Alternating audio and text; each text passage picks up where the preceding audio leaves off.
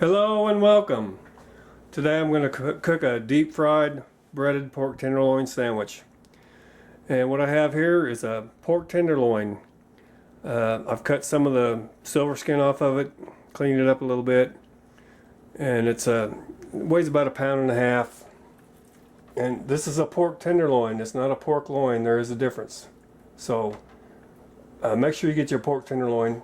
As you can see, this pork tenderloin is just about the same size as my delightful new NRA thermos.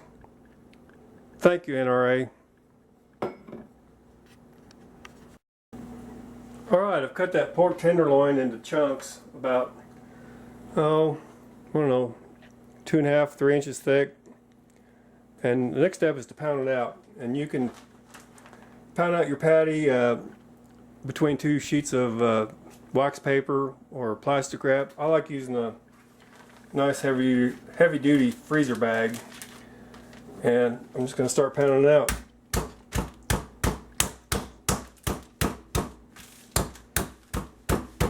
And you can see you got to there's kind of a technique to this. You got to pound it and stretch it.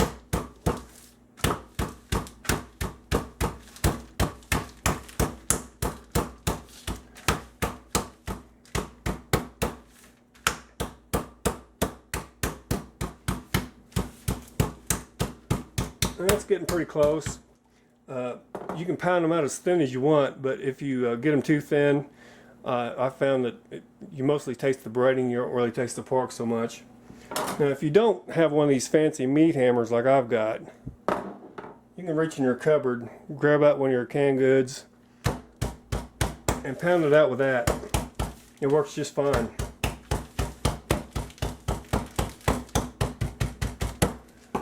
Okay, so I'm going to continue pounding out these patties, and I'll be back. Alright, I'm ready to season and bread these pork tenderloin patties. I ended up getting 6 pork tenderloin patties out of that tenderloin I showed you earlier, but I'm only going to cook 2 tonight. I'm going to bread the other ones and stick them in freezer bags and cook them at a later date. So I'm going to season these very simply with some Country Bob seasoning salt. You can use salt and pepper, garlic powder, whatever kind of seasoning you like. I really like this Country Bob seasoning salt. That's what I'm going to use today. And put just a little bit of black pepper on it.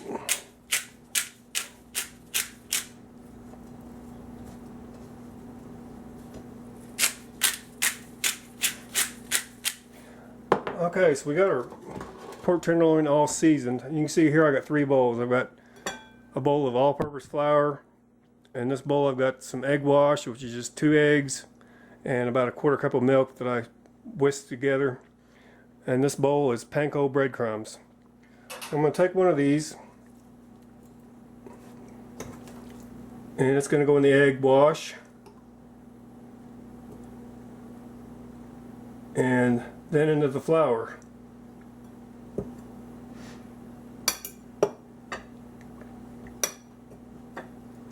Try to get it coated good. I don't want too much flour on it.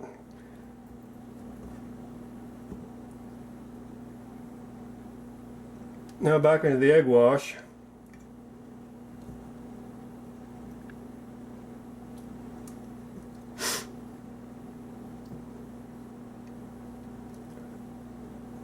And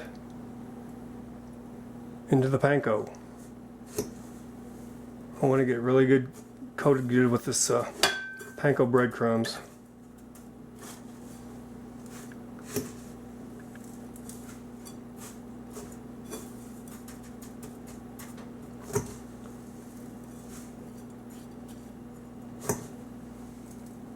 Okay, there's one. Lay down, come on, work with me. Okay, there's one. I'm going to do the other one, and I'll get the fryer going, and I'll be back in just a minute. Alright, we've got our pork tenderloins all pounded out, seasoned, and breaded. It's time to throw them in the fryer. I've got my little deep fryer here, filled full of peanut oil. I've got it heated to about 350 degrees. I'm going to slowly put one of these pork tenderloins into the fryer.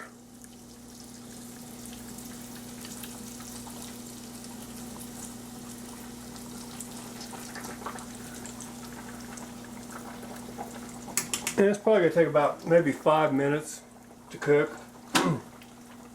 I'm using peanut oil.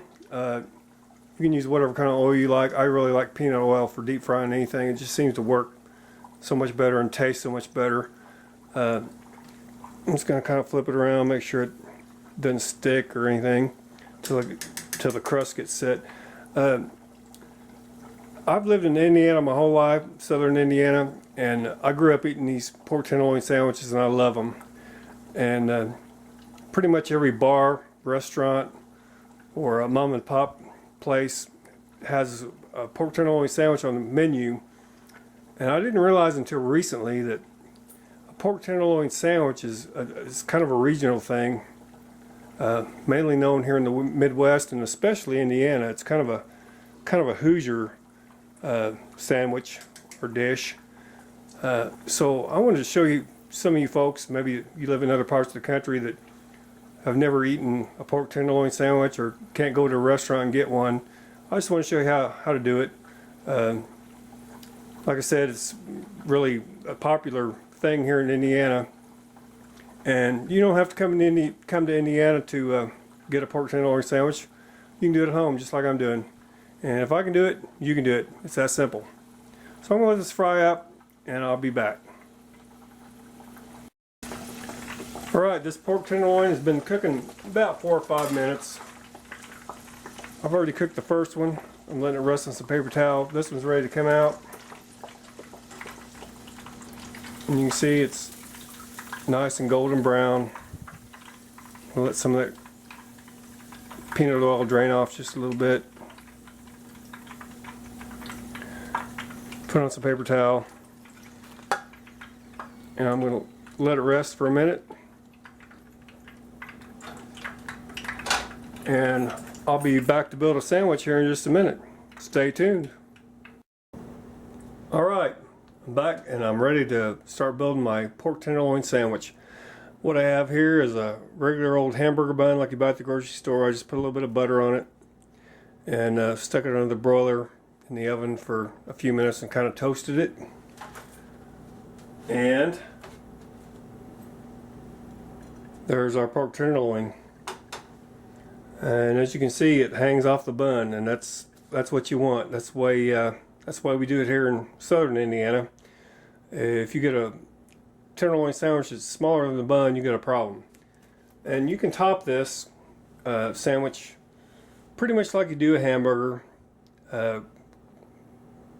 Ketchup, mustard, mayonnaise, tomatoes, pickles, onions, lettuce, whatever you like. Today I'm just going to use a little bit of mayonnaise,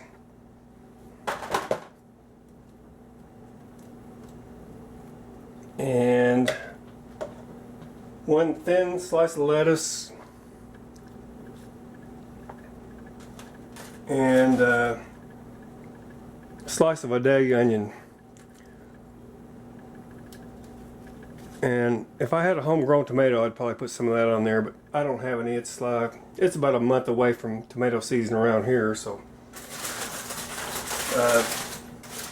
And while you weren't looking, I fried up some beer battered onion rings,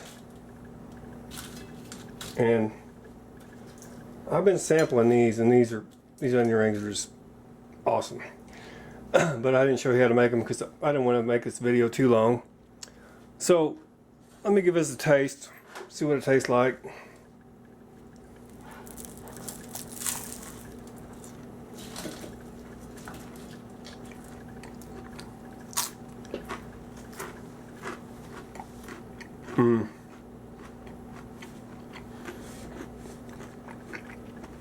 That's southern. Excuse me. I apologize for talking with my mouth full, but that is some southern Indiana bar food right there. It don't get much better than that. If you've never had a pork tenderloin sandwich, make one. It's good. If you live in a part of the country where they're not popular, or you never heard of one, or you never ate one, give it a try. I promise you won't be sorry. Real quickly, I want to say thank you to all my subscribers. I just reached 130 subscribers last month. I've been doing this YouTube thing for about 10 months. And I realize that's not earth-shattering. 130 subscribers in 10 months is not a great accomplishment, but it is to me. I really appreciate it. I really thank everyone that watches my videos. I've really been able to communicate with some really cool people all over the country and even all over the world. And it just amazes me. So thank you very much to all of you that watch my videos. And as always, I thank you for watching. I'll see you next time. Bye-bye.